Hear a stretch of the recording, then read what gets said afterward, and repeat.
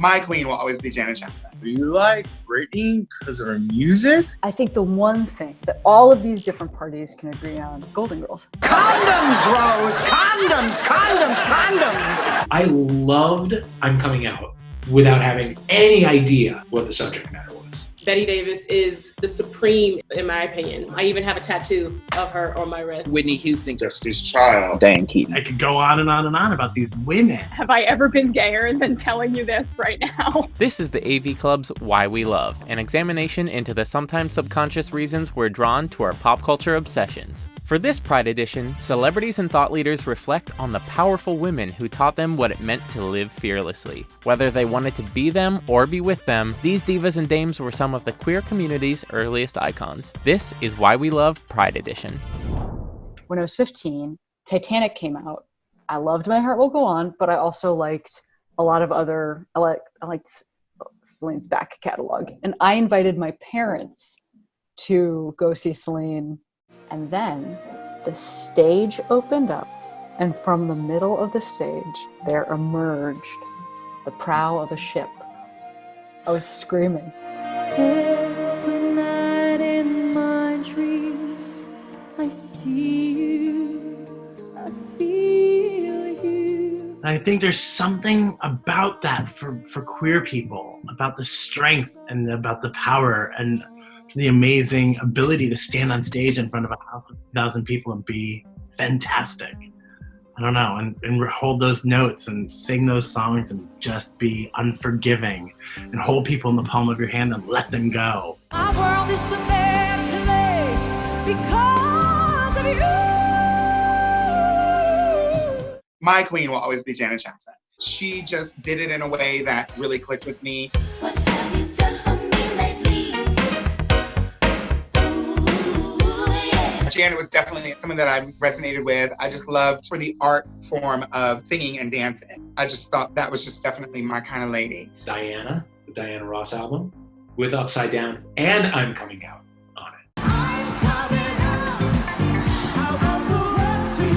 it. She was great. She seemed like she was from a completely different planet than everyone else. I found that very exciting. And I loved I'm Coming Out without having any idea what the subject matter was. But there was some sort of triumph in it that really spoke to me. It could be that idea, right, of the diva. They're built differently. There's a work ethic, and there's that grit and the grease paint, right? That's what's so great about it. And they're perfectly unattainable, like they're right there on the stage in front of you, but it's also like a dream to me almost. But a hero lies in you.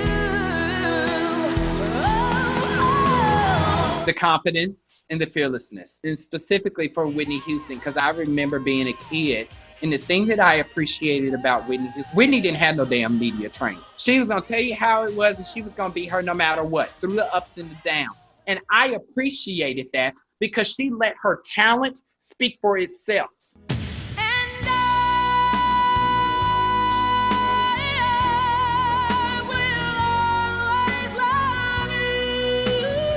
But, we grew up listening to Whitney in my household and definitely was attracted early on to like a Britney, a Christina. That big Max Martin pop explosion was my youth. Then there was the R&B side, the Destiny's Child, the Ashantis. Those are sort of the first people I remember. Yeah, these are women in pop who are doing it.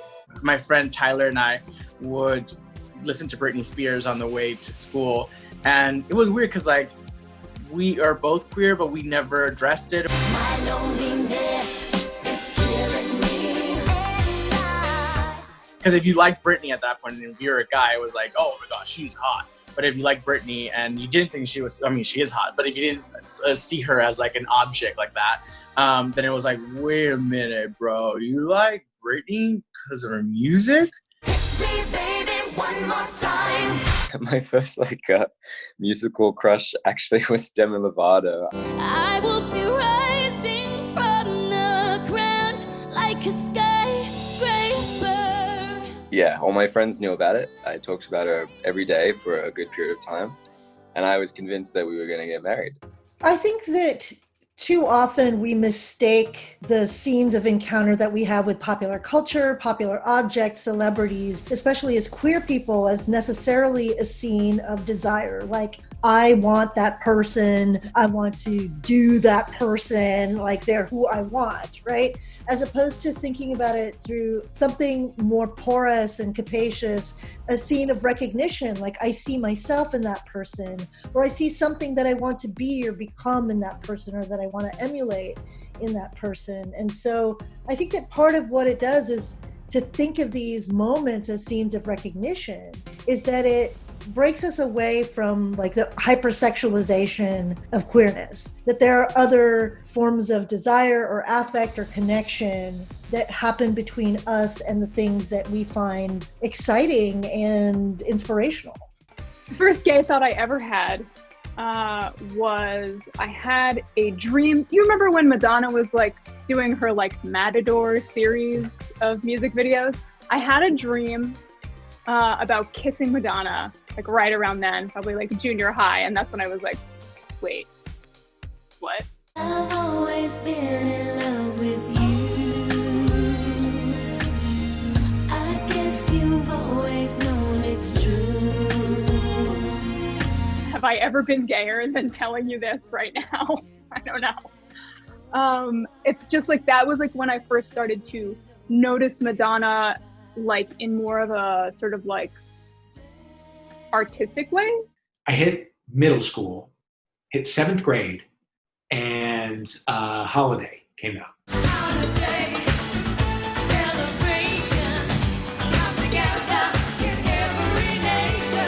Everyone liked it because it was a fun pop song and we were all 12. But there were a few of us who like it plucked something within us. And we were like, who's Madonna?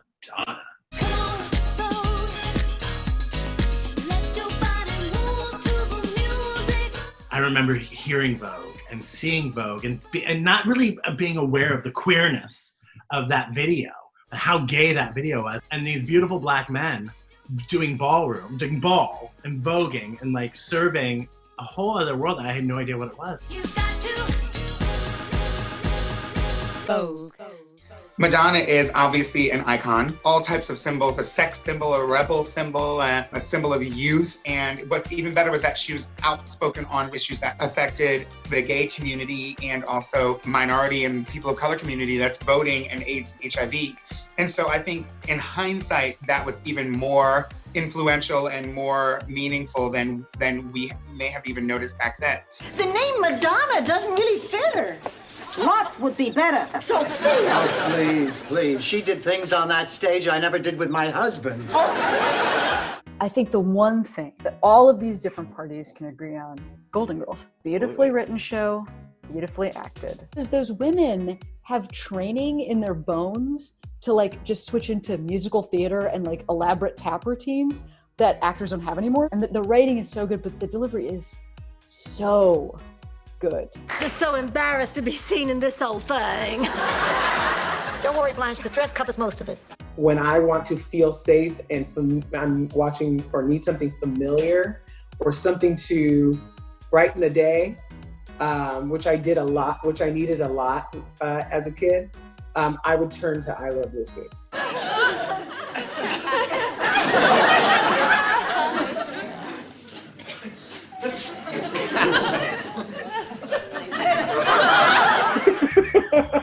You know, she helped me understand that me being this brown person could be sexy, right? Like I could be appealing to someone.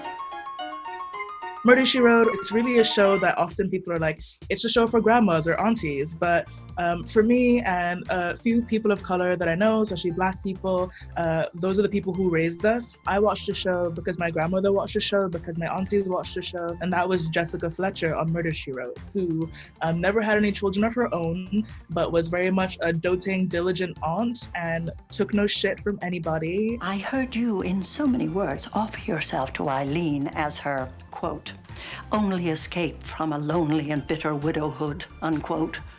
Wrong. And I just knew that I loved everything about her. I don't know, I knew it from then.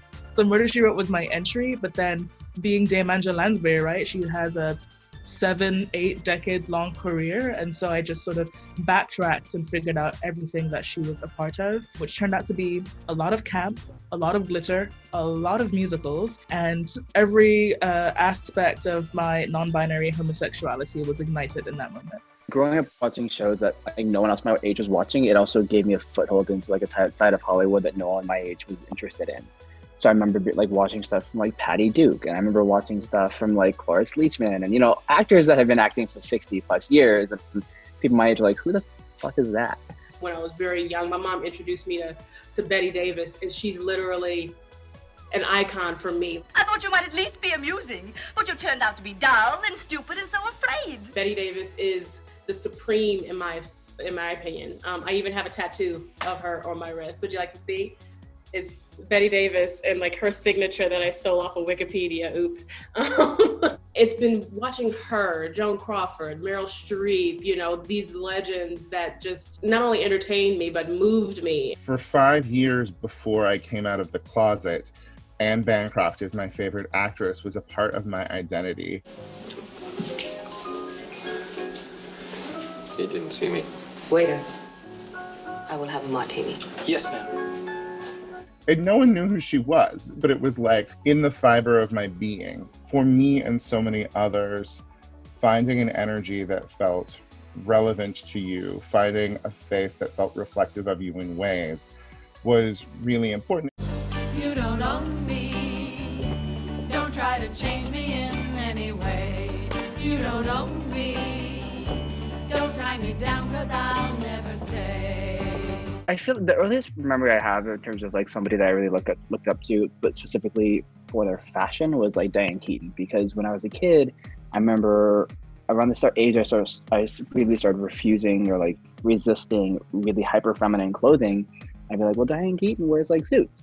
We have to have an imagination. And so my ability to sort of imagine myself having traits in common, being shaped by interpreting myself in the lives of these kinds of novels, TV shows, poems, whatever, is something that I think is what gives me my power. I do think it comes down to reflection and not feeling comfortable seeing ourselves reflected as men. When you look at an out gay person, there is so much danger in what they are potentially reflecting back to you. Even as out gay men, this question of like, am I like them? Being so ready to see the flaws and faults. Are they too femme? Are they not hot enough? Like there's all of this danger in identification. What is he telling the world about what I'm like? I think is something that like childhood homophobia causes us to be so scared of. And when it's a lady, she is reflecting you without that danger, and you are able to, in a less complicated way, see the feminine aspects of yourself that there aren't a space for in men in our society. Check, please.